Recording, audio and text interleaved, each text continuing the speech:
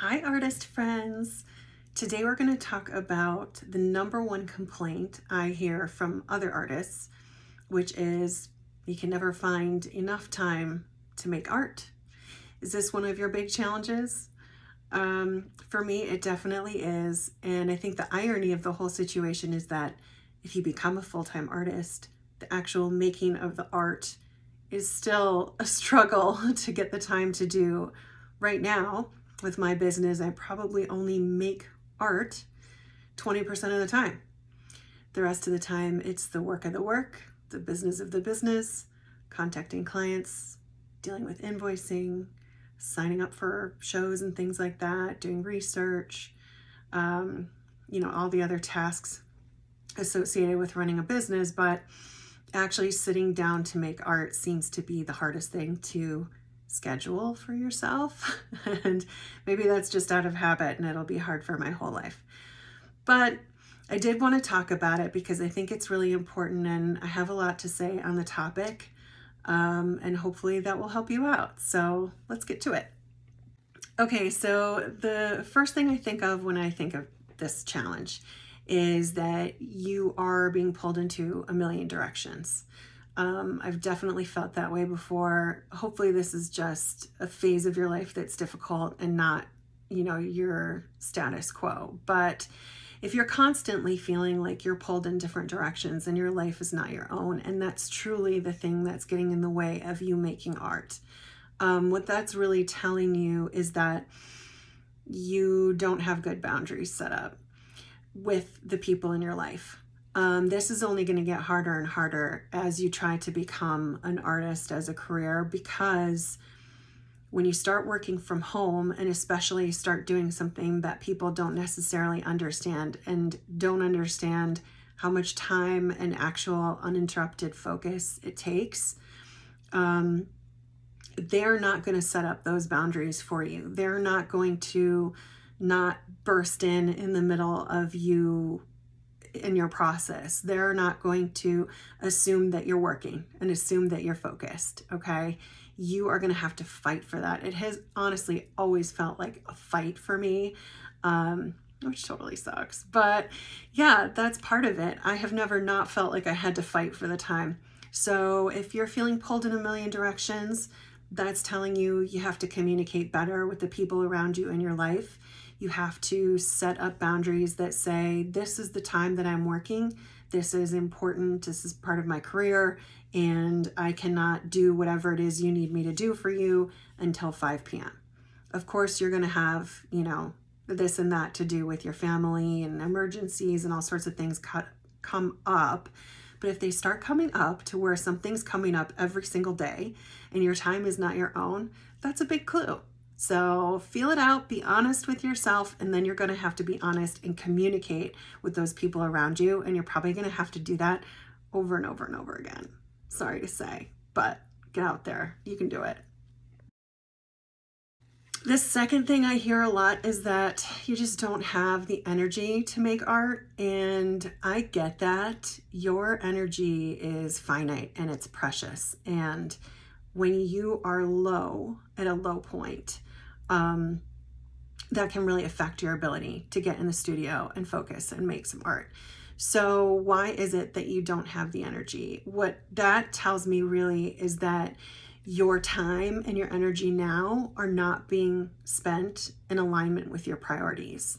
So I'm going to do a deep dive into priorities and goal setting, but it really changed my life when I started thinking about priorities as, burners on a stove. You have a lot of burners. You got probably 5 burners, but you're making a meal here. And if you have something on all 5 burners going at the same time, that's real easy to make a mistake. When you want to add more things than just 5, then you have to take something else off a burner. So you really have to get down to what are in my mind, it's 3. What are your top 3 values? These are really your core values.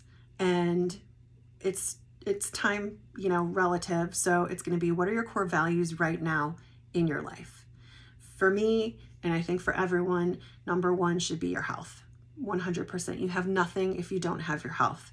Okay, that's your mental health and your physical health. Are you moving your body? Are you seeing a psychiatrist, a therapist? Are you taking care of yourself the way that, you know, you're a loving mother would? Sometimes you have to mother yourself. Yeah. Number two is my financial situation, which is my business. You know, I live by myself or with my kid 50% of the time. So yeah, the buck stops here. I got to be able to pay my bills. I need my financial security. I need a retirement. I need all of those things. I'm not relying on someone else. And I don't care if you're married. If you're married, you have a partner and there's income coming in there, that's awesome. But you need to have your own like financial education, financial literacy, financial plan, hopefully your own income, your own saving accounts and bank accounts. You just do, girlfriend. That's a whole other video. Ugh. But yeah, statistically, at some point in your life, you will be in charge of your own income and in your own finances. You can't play dumb. Please don't. Okay. Number three is I'm a mom. So that's it right there. My son is 10. He still needs a lot of me. I still really relish this time that I'm spending with him. So that's my other highest priority.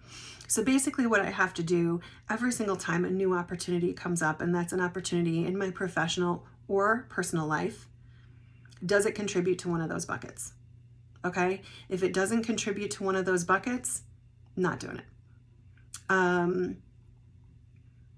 The other day I was busy doing work. I had a friend call up. They were going to a wine bar and wanted me to come with them. And I said, no, I have to ruthlessly prioritize. I don't have all the time in the world. And going to a wine bar sounds like a lot of fun, but if I go and do that, not only am I not then working at that time, but then I'm also going to be hungover the next day and it's going to compromise 2 days of work. So I know my priorities and it's really hard to do, but you have to get like ruthless with it. Ruthless. I'm going to keep saying that because it's not easy, but you can do it. That's what it takes. Let's go.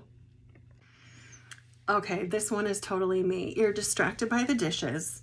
You got to do the dishes, and now you have to vacuum because, you know, your aunt might be coming over. And now, you know, there was a windstorm, so there's a bunch of sticks out in the yard.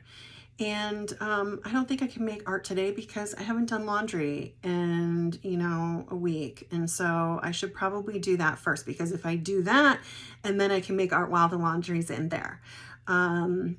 Wait, like my desk sucks. I need to order something new from IKEA. I cannot make art with this pencil. This is like, this thing is terrible. I hate it. I hate everything. I hate everyone. And now all of a sudden I'm totally out of the mood. I've just talked myself out of making art.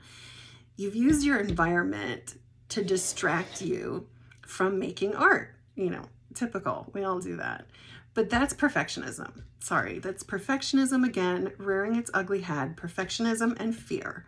And they both have a place in life. Perfectionism can motivate you sometimes to work harder. You know, fear can steer you in the right direction potentially, but don't let those two run the show. They do not get to tell you what to do. Okay, so you're just making a bunch of excuses. You have to get out of your head, stop being afraid of this precious thing of time, of your precious artwork, that it has to be absolutely perfect in order to justify the time that you've spent making. The time that you've spent making is just about the time that you've spent making. It doesn't matter what you made. It's part of your soul contract. It's part of what you're putting out into the universe. And most of that should be bad and messy and unhinged, because, you know, the world is that way and that's life. And, you know, you're going to reflect that whether you want to or not. So, you know, it's similar to artist block. Try not to be so precious with it. Try to play a little bit. Do something funky. Do something totally that you would never do and ever show somebody. That'd be cool to have a sketchbook of stuff that is so unhinged you would never, ever show somebody. Is this a new idea? I kind of love this idea. I love it. Okay.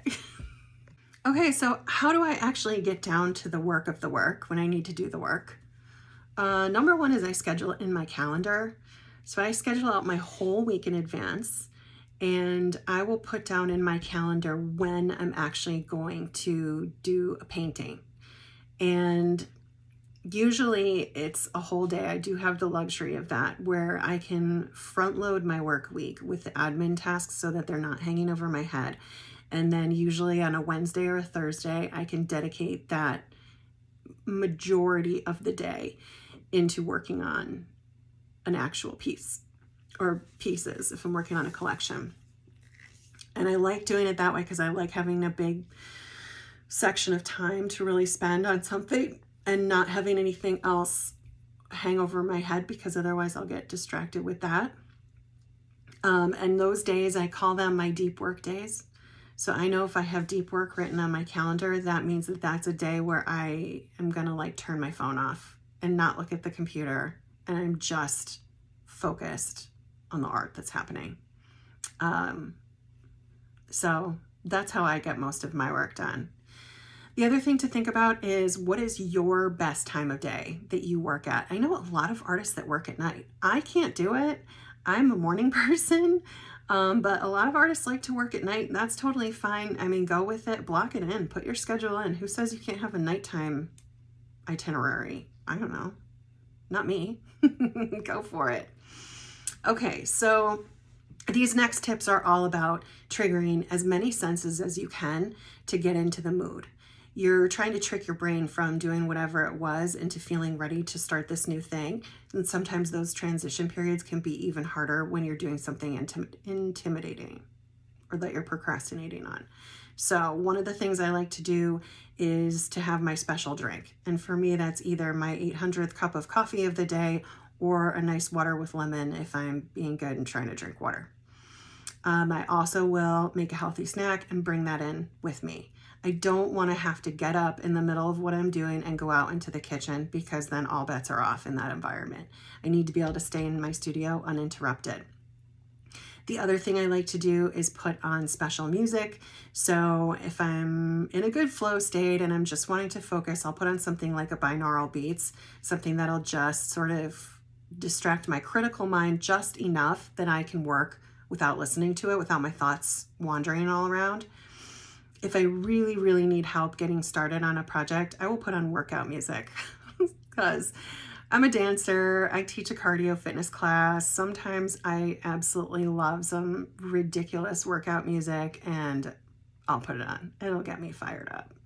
Basically, and it could be that you're listening to this or you're listening to other influencers that are getting you all fired up. And that's great too. It's just you want something that's going to distract your critical brain, that voice in your head that's going to negatively talk the whole time you're working. That voice will easily get distracted by other voices or sounds. So distract it, get it out of the way so you can do what you need to do. You could light a candle or have your favorite like essential oil diffuser or whatever going, and that will make your space, smell and feel more like relaxing in a spa. So when you enter the space, it's welcoming in that additional sensory way. And the last thing I thought was so interesting, I just recently read an article about how a uniform is effective because it helps stimulate your brain into thinking that it needs to do that thing. So maybe having your favorite hoodie. I know shoes for me, I'm much more productive if I'm wearing shoes. If I take my shoes off, that signals relaxation time. Let's see, you could wear a hat, you could put on a special apron. I like to wear these big squishy headphones. I don't even turn them on. I just put them on my head. And when I have them on my head, it's just enough of pressure on my body that it tells my brain that it's time to do this thing. So it really works for me. I don't know, try it. But overall, having a little, like a morning routine, but it's like your maker's routine that sets you up and are these really easy steps like getting a drink, Those sorts of things can sort of start the momentum. And to circle back around to that, to momentum, which I probably should have started the conversation off with, I found that momentum doesn't just show up. You can't wait for momentum. Momentum won't knock on your door, come in, and get your ass off the couch. Momentum is something that happens when you start. You have to literally start the ball rolling. And once that ball gets rolling, you can really roll it into a flow, and momentum will do that. But if you don't have that first foot out the door, it's not just gonna like magically happen. It's just like they say, showing up is the hardest part. That first step is critical to getting the momentum going. So if you're really having trouble breaking down that first step or those first few steps into the smallest, least intimidating things, like getting your favorite drink, putting on some music, putting on a hat, might be enough to get you going into a state of making art when you're not feeling like it. So I don't know, try it. Please let me know if you have other tricks I'd love to add to this list. I've got a downloadable that's got, all of these ideas and more resources for artists. You're welcome to have it. It's completely free.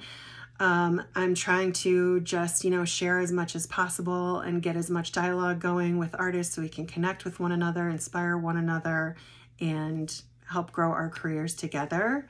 So please give me your feedback. I'd love to hear it. Don't forget to subscribe to my channel and give me a like. What else do we do on YouTube? I don't know. I'm so new to all of this. All right, I'll laugh at me. You can laugh at me. It's totally fine. All right, go make some art. We need you in this world. Good luck.